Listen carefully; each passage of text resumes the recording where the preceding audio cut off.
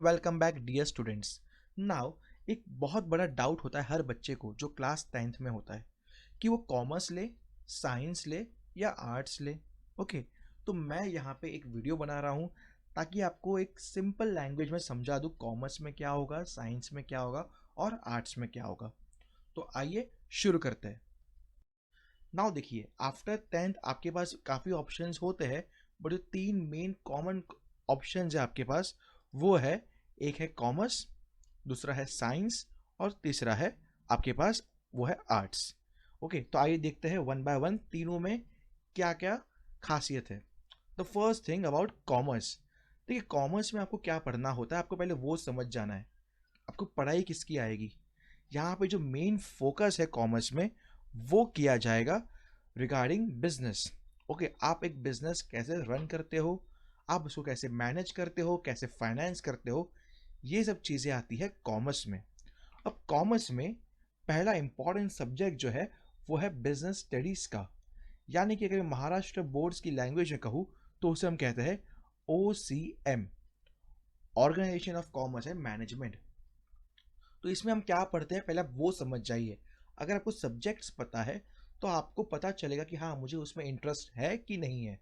तो यहाँ पे आपको ये सिखाया जाएगा कि एक कंपनी, एक बिजनेस कैसे चलता है, ओके, उसे कैसे मैनेज किया जाता है और कौन से तरीके हैं हमारे बिजनेस को सक्सेसफुली रन करने के। दूसरा है अकाउंटेंसी, ये सबसे ज़्यादा इम्पॉर्टेंट सब्जेक्ट में से एक है।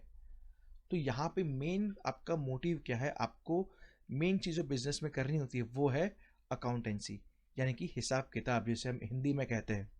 तो यहाँ पे आपको पढ़ना क्या है, आपको सीखना क्या है वो आपको समझना है। आपको ये सीखना है कि मेरे बिजनेस में कितना प्रॉफिट हो रहा है, कितना लॉस हो रहा है, मुझे कितना टैक्स पे करना है। करेक्ट, ये सब इंफॉर्मेशन इस सब्जेक्ट में होती है। मैंने कोई असेट परचेज किया, कोई प्रॉपर्टी परचेज किया, उसकी वैल्यूएशन क्या होगी, तो ये सब चीज़ें आपको अकाउंट्स में सिखाई जाएगी। फिर आता है इकोनॉमिक्स। इकोनॉमिक्स में है कि हम पूरे देश की इकोनॉमी की स्टडी करते हैं।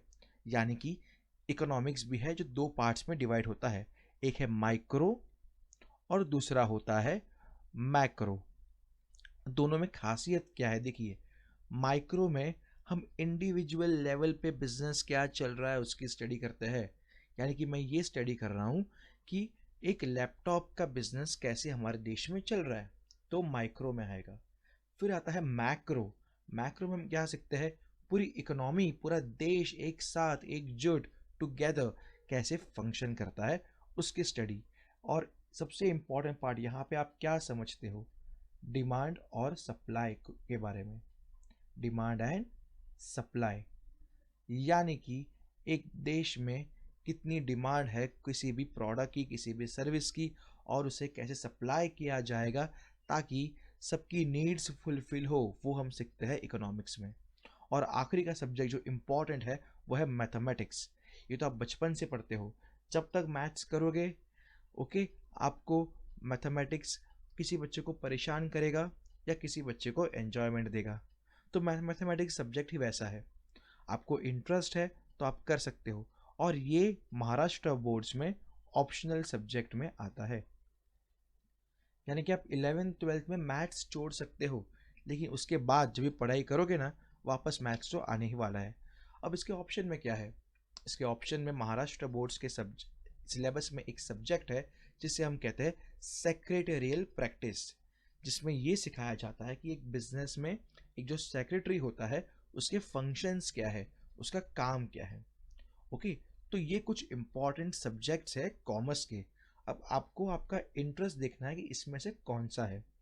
उसके बाद अब करियर अपॉर्चुनिटीज़ क्या है कॉमर्स में, द मोस्ट इम्पॉर्टेंट क्वेश्चन, कि कॉमर्स करूँगा मैं तो हम क्या बन सकते हैं, हम किस फील्ड में काम कर सकते हैं। देखिए, आप अकाउंटिंग में जा सकते हैं, आप सीए बन सकते हैं, करेक्ट, आप फाइनेंसिंग में जा सकते हैं, आप सीएफए ले सकते हैं, आप मैनेजमेंट, आप एमबीए बन सकते हैं, आप एमबीए कर सकते हैं, आप मैनेजमेंट की फील्ड में किसी भी कंपनी को मैनेज कर सकते हैं, आप खुद का बिजनेस मैनेज कर सकते हैं, आप बैंक्स में काम कर सकते हो।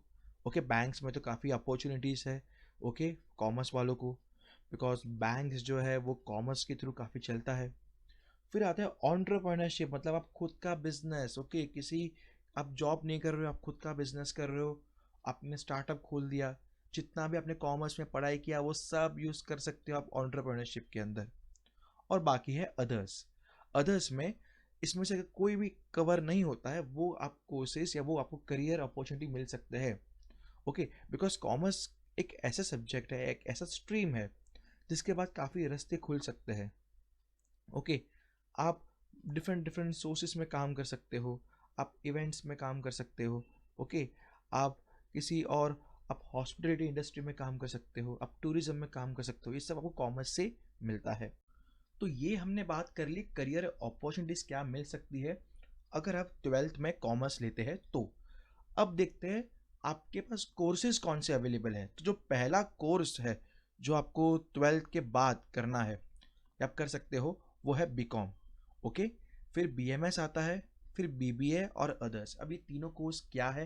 देखिए बहुत सारे कोर्स है, बीएएफ है, ओके, या बीबीआई है, एक्सेट्रा। बहुत सारे डिफरेंट डिफरेंट कोर्सेज है। जो तीन इंपॉर्टेंट है मैंने वो लिखे हैं पहले आपके सामने। ओके, आप होटल मैनेजमेंट में जा सकते हो ट्वेल्थ के बाद, इवेंट मैनेजमेंट भी कर सकते हो, डिफरेंट रास्ते खुलते रहेंगे। तो बीकॉम में क्या होता है, आप डिटेल में क्या पढ़ते हो पहले वो समझ जाओ। आपको यहाँ सीखना पड़ेगा अकाउंटेंसी।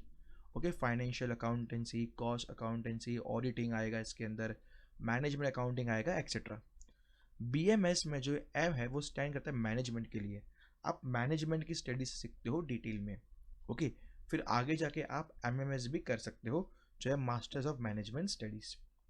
फिर आता है BBA, bachelors of business administration. तो जो हम एमबीए करते हैं उसका पहला पार्ट है बीबीए।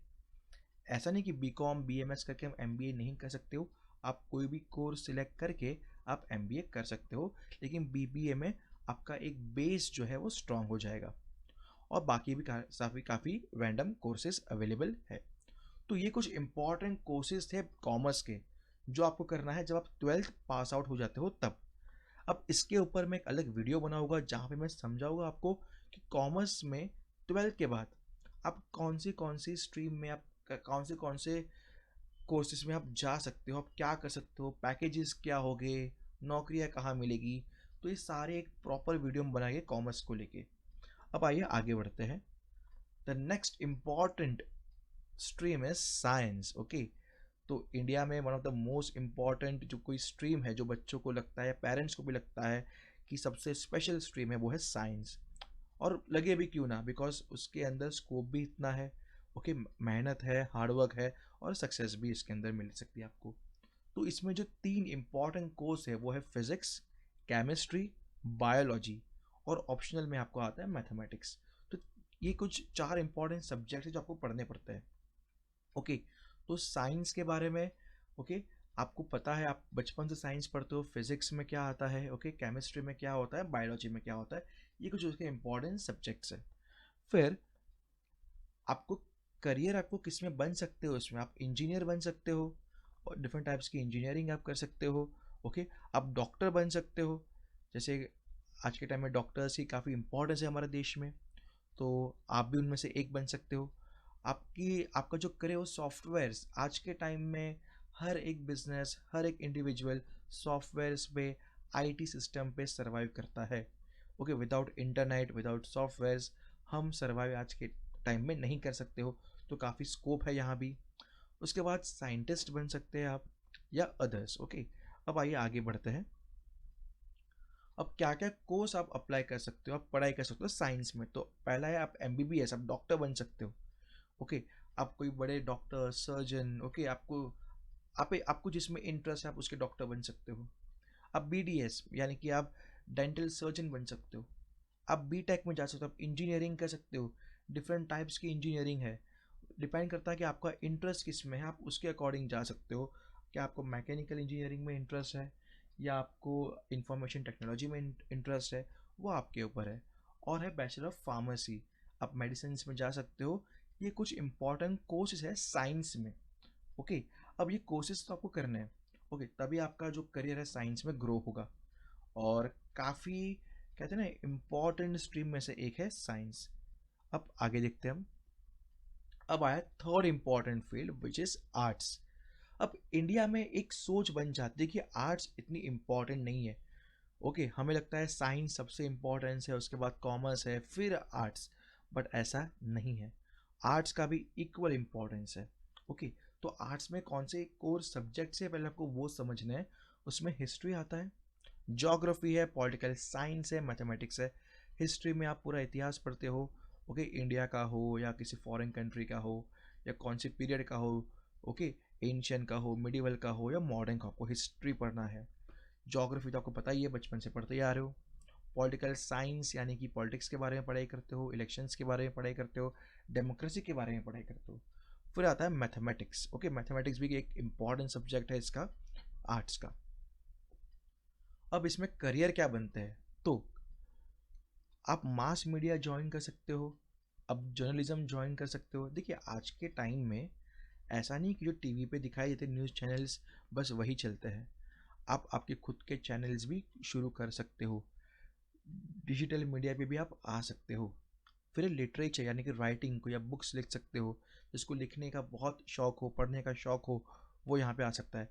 फैशन डिज़ाइनर है, टीचर है, ओके, तो ये कुछ करियर अपॉर्चुनिटीज मिल सकती है अगर आप आर्ट्स करते हो तो। फर्दर, अब कोर्सेज कौन से अवेलेबल है आर्ट्स में, देखिए बैचलर ऑफ आर्ट्स है, 3 इयर्स का कोर्स है, जस्ट लाइक अ ग्रेजुएशन। सारे कोर्स जो है आर्ट्स के या कॉमर्स साइंस के सब ग्रेजुएशन की बताया मैंने आपको। ओके, तो पहला तो आपका आर्ट्स है, बैचलर्स ऑफ आर्ट्स। फिर बैचलर ऑफ एजुकेशन है जिसको हम बीएड कहते हैं, जिससे आप टीचर बन सकते हो। फिर एक है bachelors of journalism and mass communication. तो यहाँ पे आपको सिखाया जाएगा कैसे आपको एक जर्नलिस्ट बनना है, ओके, कैसे आपको मीडिया फील्ड में काम करना है एंड सो ऑन। उसके बाद अब यहाँ पे आते हैं मेरे कुछ सजेशंस। आपने वीडियो पूरा देखा होगा, मैंने आपको बताया कॉमर्स में क्या आता है, आर्ट्स में क्या आता है, साइंस में क्या होता है। अब हम देखते हैं कि मेरा पॉइंट ऑफ व्यू क्या है। द फर्स्ट थिंग, एक बच्चे को जब कोई कोर्स कोई स्ट्रीम सिलेक्ट करना हो या स्ट्रीम सिलेक्ट कर लिया उसका सब्जेक्ट सिलेक्ट करना हो, पहला काम है वो रिसर्च करे। देखिए आपके टाइम में आप काफ़ी लकी हो, आपके पास इंटरनेट है, ओके, आप न्यूमरस वीडियोस देख सकते हो, न्यूमरस आर्टिकल्स रीड कर सकते हो, ताकि आपको पता चले जो आप 10th के बाद करने वाले हो वो मेन कोर्स आखिर वो मेन स्ट्रीम है क्या। ओके, तो पहला है आपको रिसर्च करना है, प्रॉपर रिसर्च करना है। उसके बाद योर इंटरेस्ट मैटर्स, ओके। अब रिसर्च करना, अब मैंने बोल दिया कि डॉक्टर्स बन जाओ, आपको पैसे बहुत कमाओगे, ओके, आपका करियर ग्रो हो जाएगा, आपको रिस्पेक्ट मिलेगी, आप जनता की हेल्प करोगे। पर अगर आपको इंटरेस्ट नहीं है उसमें तो कोई फ़ायदा नहीं है। या मैं आपको कहूँ आप सीए कीजिए, ओके, आप एमबीए करो, इतना पैकेज मिलेगा, ओके, 15 लाख का पैकेज होगा, 20 लाख का पैकेज होगा, बट आपका इंटरेस्ट नहीं है उसका, आपका इंटरेस्ट है हिस्ट्री में, तो आर्ट्स लीजिए ना। ओके, तो आपका जो इंटरेस्ट है वो मैटर करता है, ठीक है। किसी का इंटरेस्ट है कॉमर्स के तो कॉमर्स में आ सकता है, किसी का इंटरेस्ट साइंस में है तो वो साइंस में आ सकता है, या जिसको आर्ट्स पसंद है वो आर्ट्स में आ सकता है।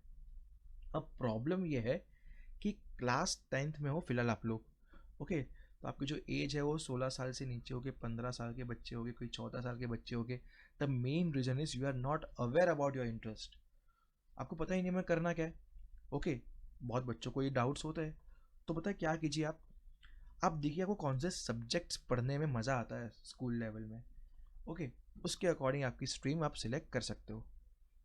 उसके बाद डोंट कंपेयर विथ अदर्स। ये तो फिलहाल प्लीज़ कोई मत सोचिए कि मेरे दोस्त कॉमर्स ले रहा है तो मैं कॉमर्स लूँगा, मेरा दोस्त साइंस ले रहा है तो मैं साइंस लूँगा, ओके, मेरे भाई ने साइंस लिया था इंजीनियरिंग किया तो मुझे करना ही पड़ेगा अभी तो, या पड़ोसी के बेटे ने ये कर दिया तो मुझे ये करना है। हमें कंपेयर नहीं होना है, हमें हमारा इंटरेस्ट हमारा कैपेबिलिटीज़ खुद ही देखना है, हमें कंपेयर नहीं करना है कि अगर उसने साइंस लिया तो मुझे साइंस लेना ही है, अगर उसने सीए किया तो मुझे सीए करना ही है। कंपेयर नहीं करना है कि उस किसी और पर्सन को 80% आ गया, 90% आ गया, ओके, मुझे 50 आता है। कंपेयर नहीं करना है, सबकी स्किल सबका टैलेंट सब कुछ अलग अलग होता है, तो कंपेयर नहीं करना है। या फैमिलीज भी कंपेयर करती है कि चाचा के बेटे ने तो कॉमर्स लिया, तुम क्यों आर्ट्स ले रहे हो, ओके, या अंकल के बेटी ने तो साइंस ले लिया, इंजीनियरिंग कर रही है, आईआईटी जाएगी और तुम कॉमर्स ले रहे हो। Please don't compare with others. सबकी अपनी अपनी स्किल्स है, सबके अपने अपने टैलेंट है, सबकी अपनी अपनी खासियत है।